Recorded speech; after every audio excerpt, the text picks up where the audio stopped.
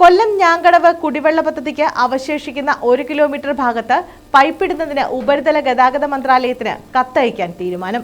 കേന്ദ്ര സംഘവുമായി നടത്തിയ ചർച്ചകൾക്ക് ശേഷമാണ് കോർപ്പറേഷൻ തീരുമാനത്തിലെത്തിയത്. അമൃത് പദ്ധതിയിൽ ഉൾപ്പെടുത്തി കോർപ്പറേഷനിൽ നടപ്പാക്കുന്ന പദ്ധതികൾ വിലയിരുത്തുന്നതിനായാണ് കേന്ദ്ര സംഘം എത്തിയത്. കുരീപ്പുഴ മലിനജല ശുദ്ധീകരണ പ്ലാന്റ്, ഞാങ്കടവ് പദ്ധതിയുടെ ഭാഗമായ വസൂരിച്ചിറയിൽ നിർമ്മിച്ച ജലശുദ്ധീകരണശാല, നാന്തിരിക്കൽ ദേശീയപാത കുഴിക്കേണ്ട ഭാഗം എന്നിവിടങ്ങളാണ് കേന്ദ്ര ഭവന നഗരകാര്യ മന്ത്രാലയത്തിൽ നിന്നുള്ള പ്രതിനിധികളായ ഗൗരവ് ഭട്ട്, മുക്ത ഗുപ്ത എന്നിവർ സന്ദർശിച്ചത്. കൊല്ലത്തെത്തിയ സംഘം മേയറുടെ ചേംബറിൽ പദ്ധതി അവലോകനവും നടത്തി. കുരീപ്പുഴ പ്ലാന്റിൽ മലിനജല സംസ്കരണത്തിന് ഒരുക്കിയിട്ടുള്ള സംവിധാനങ്ങൾ സംഘാംഗങ്ങൾ വിലയിരുത്തി. പ്ലാന്റ് കമ്മീഷൻ ചെയ്യുന്നതിനുള്ള തടസ്സങ്ങൾ നീക്കണമെന്ന് മേയർ പ്രസന്ന ഏണസ്റ്റ് ആവശ്യപ്പെട്ടു. തുടർ നിർമ്മാണങ്ങൾ അടിയന്തരമായി പൂർത്തിയാക്കണമെന്ന് ജല അതോറിറ്റിക്ക് നിർദ്ദേശവും നൽകിയിട്ടുണ്ട്.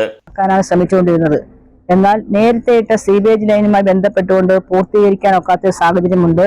ആ സാഹചര്യത്തെ തുടർന്ന് അടിയന്തരമായി ഇത് STP പ്ലാന്റ് വർക്ക് ചെയ്യിപ്പിക്കുന്നതിന് വേണ്ടി ഒരു ഫീക്കൽ STP നിർമ്മിക്കുന്നതിന് വേണ്ടി ഗവൺമെന്റിന്റെ അനുമതി വാങ്ങിക്കുകയും അനുമതി ലഭിച്ചതിന്റെ അടിസ്ഥാനത്തിൽ ഫീക്കൽ STP സ്ഥാപിച്ചുകൊണ്ട് എത്രയും വേഗം ഈ പ്രവർത്തനം ഇവിടെ ആരംഭിക്കാനുള്ള ശ്രമമാണ് നടത്തിക്കൊണ്ടിരിക്കുന്നത്.